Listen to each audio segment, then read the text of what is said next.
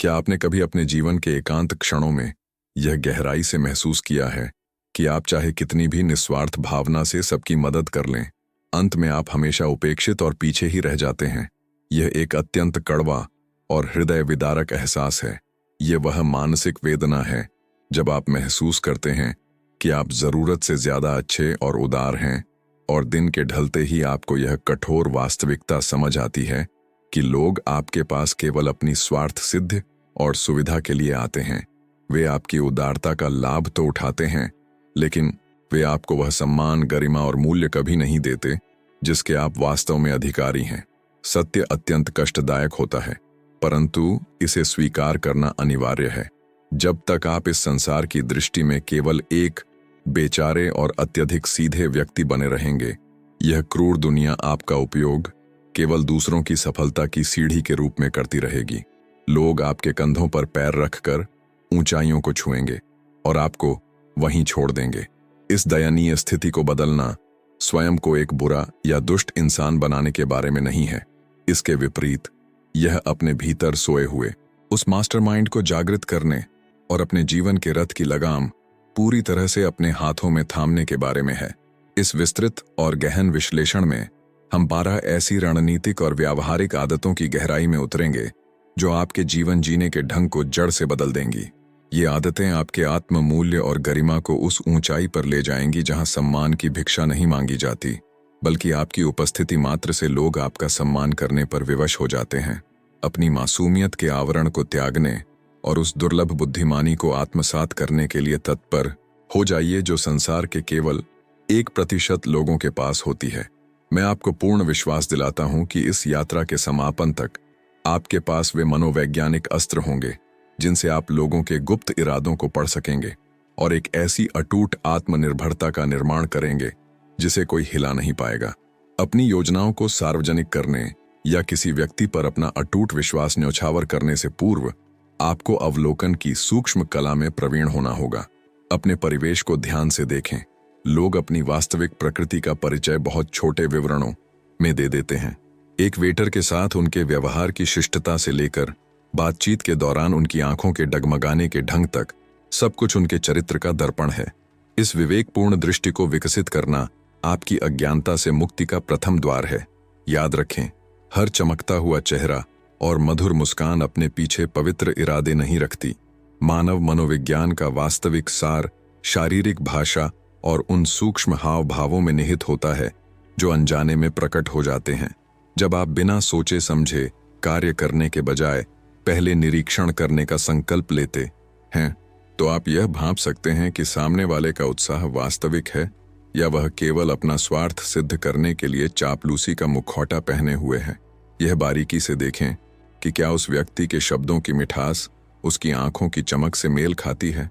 अक्सर शरीर उन सत्यों को चिल्ला चिल्ला कर कहता है जिन्हें मुंह छिपाने का निष्फल प्रयास करता है। पियरे वेल की एट बॉडी स्पीक्स इस विषय पर एक मार्गदर्शक ग्रंथ है। जब आप इस रणनीति को आत्मसात करते हैं तो आप एक शक्तिशाली स्थिति में होते हैं जहां आप यह निर्धारित करते हैं कि आपके जीवन के आंतरिक घेरे में प्रवेश पाने का पात्र कौन है। समाज में स्वीकृति पाने की तीव्र उत्कंठा में हम अक्सर एक साधारण सी बातचीत में अपने जीवन के सबसे महत्वपूर्ण रहस्यों को उजागर कर देते हैं। आपको यह समझना होगा कि मौन एक मास्टरमाइंड के तर्कश का सबसे घातक और प्रभावी तीर है। जब आप अपनी वाणी पर संयम रखते हैं और जानबूझकर शांत रहते हैं, तो आप दूसरों को उस असहज कर देने वाले सन्नाटे को भरने के लिए विवश कर देते हैं। और विश्वास मानिए, उसी क्षण वे अनजाने में अपनी गुप्त योजनाओं, कुंठाओं और असुरक्षाओं का प्रदर्शन कर देते हैं। अत्यधिक बोलना न केवल आपकी ऊर्जा का क्षय करता है, बल्कि आपकी कमजोरियों को भी जगजाहिर कर देता है, जिससे आप उन लोगों के लिए एक आसान लक्ष्य बन जाते हैं जिनके इरादे दूषित हैं। किसी भी महत्वपूर्ण सभा या मित्रों के समूह में ध्यान दें। वह व्यक्ति जो अत्यंत कम लेकिन अत्यंत सटीक और अर्थपूर्ण बोलता है, वही सर्वोच्च सत्ता और अधिकार का स्वामी होता है। आपके शब्द स्वर्ण मुद्राओं की भांति होने चाहिए, अत्यंत दुर्लभ, अत्यंत मूल्यवान और केवल तभी उपयोग किए जाने वाले जब उनका वास्तविक प्रभाव और प्रभावकारिता सुनिश्चित हो। अभ्यास के लिए किसी भी प्रश्न का उत्तर देने से पूर्व 3 सेकंड के मौन की तकनीक अपनाएं। यह आपके भीतर के अदम्य भावनात्मक नियंत्रण को दर्शाता है। यह कठोर संसार केवल करुणा और दयालुता के सिद्धांतों पर नहीं चलता, बल्कि यह अस्तित्व और शक्ति की निरंतर चलने वाली एक जटिल बिसात है। जब आप अपनी मानसिक चोटों और व्यक्तिगत असुरक्षाओं को सार्वजनिक करते हैं, तो आप अनजाने में अपने शत्रुओं को वह मानचित्र दे रहे होते हैं जिसका उपयोग वे भविष्य में आपको नष्ट करने के लिए करेंगे। एक परिपक्व मास्टरमाइंड भलीभांति जानता है कि उसके घावों को केवल एकांत में या अत्यंत विश्वसनीय विशेषज्ञों के साथ ही ठीक किया जाना चाहिए। सहानुभूति प्राप्त करने के लिए अपनी पीड़ा को मुद्रा के रूप में कभी उपयोग न करें। खुद को एक पीड़ित विक्टिम के रूप में प्रस्तुत करना आपके सामाजिक मूल्य को धूल में मिला देता है और ऐसे शिकारी लोगों को आकर्षित करता है जो केवल कमजोर लोगों का शोषण करना जानते हैं। जो व्यक्ति आपकी कमजोर कड़ी को पहचान लेता है, वह यह भी जान जाता है कि आपको मानसिक रूप से कब और कैसे अस्थिर करना है। इसके स्थान पर अपनी सफलताओं और अपने भविष्य के उज्जवल विजन को साझा करने पर ध्यान केंद्रित करें। जब आप केवल अपनी शक्ति और अपने परिणामों का प्रदर्शन करते हैं, तो आप आत्मनिर्भरता का एक ऐसा प्रभामंडल विकसित करते हैं जो तत्काल सम्मान की मांग करता है।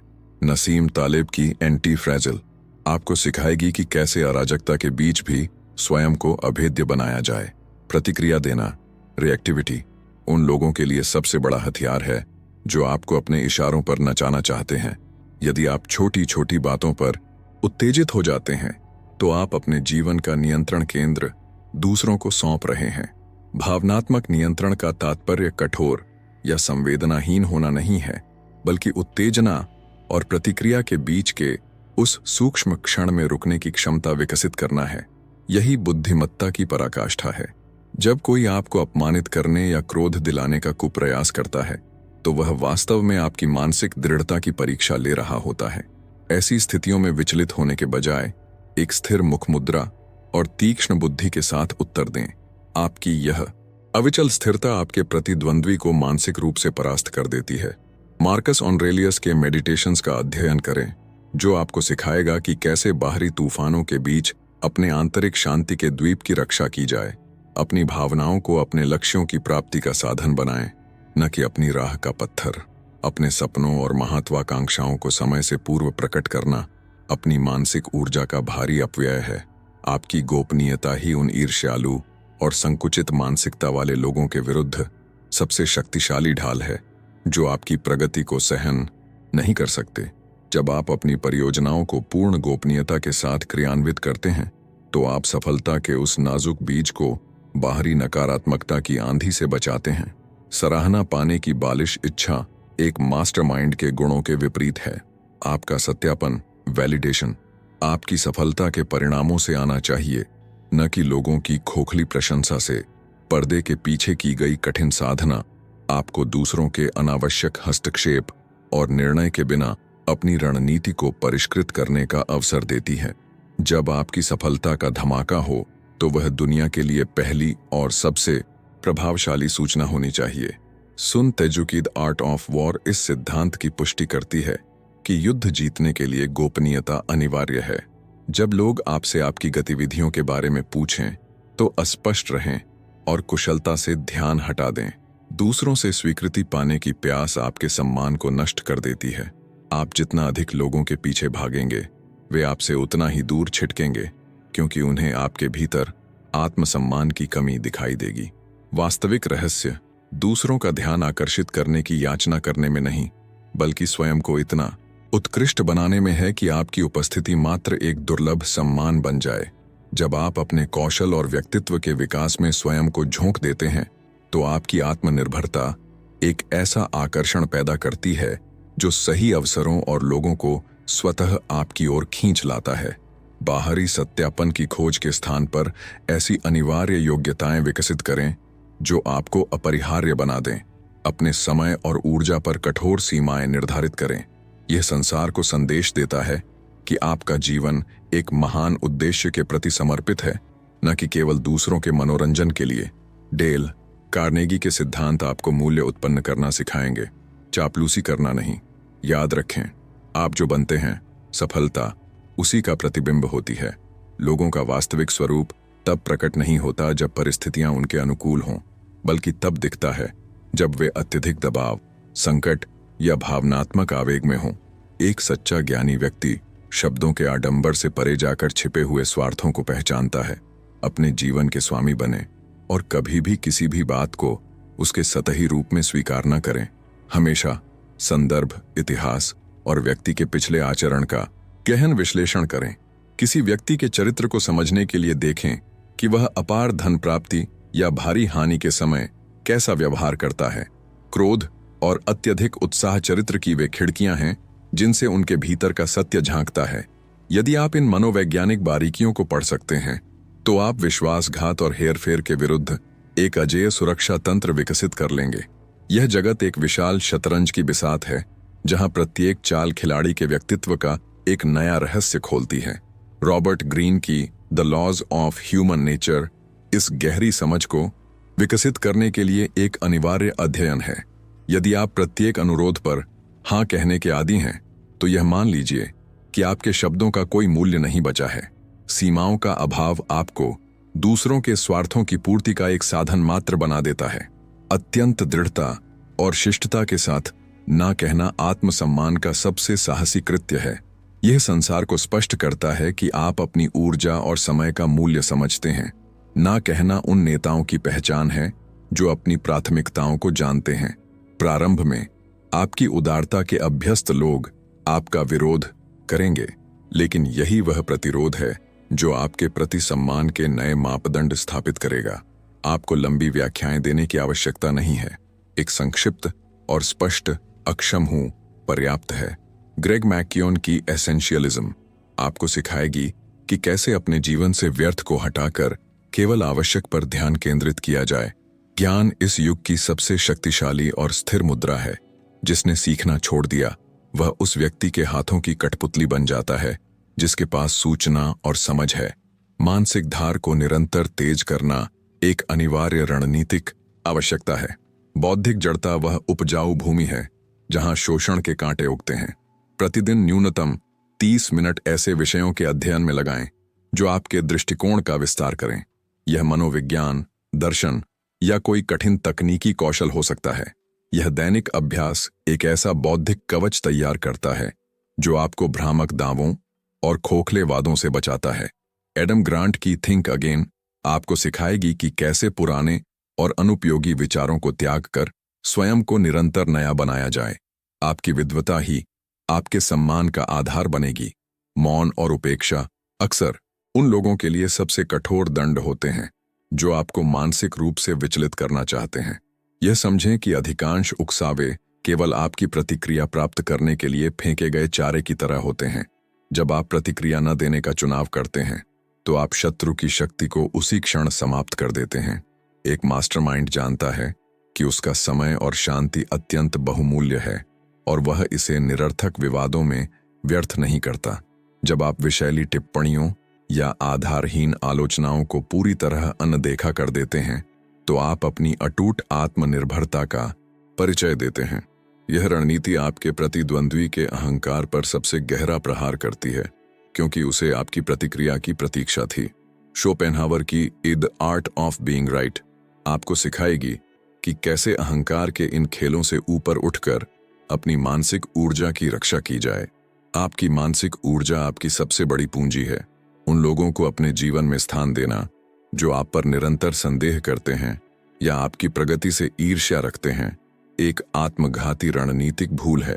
विवेक का उपयोग उन लोगों को पहचानने और दूर करने के लिए करें जो आपकी आत्मविश्वास की जड़ों को काटते हैं। नकारात्मक लोगों से दूरी बनाना अहंकार नहीं बल्कि आत्मरक्षा का एक अनिवार्य अंग है।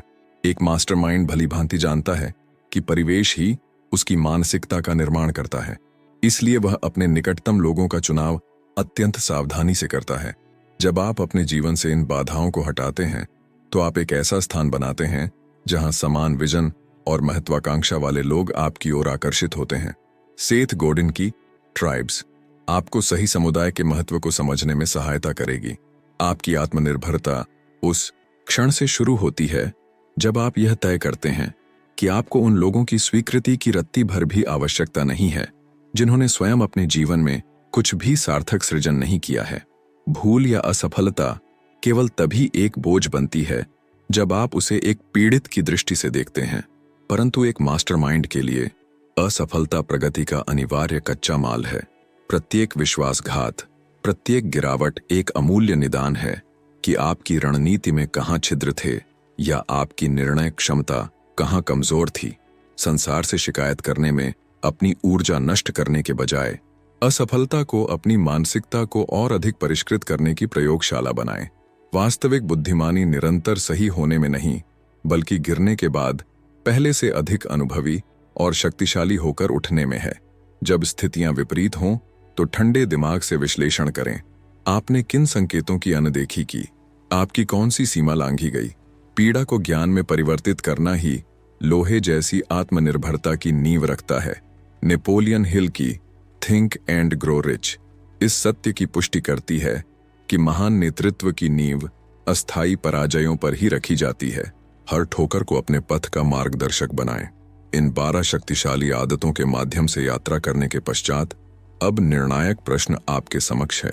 आप कब तक दूसरों के जीवन में एक गौण पात्र, साइड कैरेक्टर की भूमिका स्वीकार करते रहेंगे?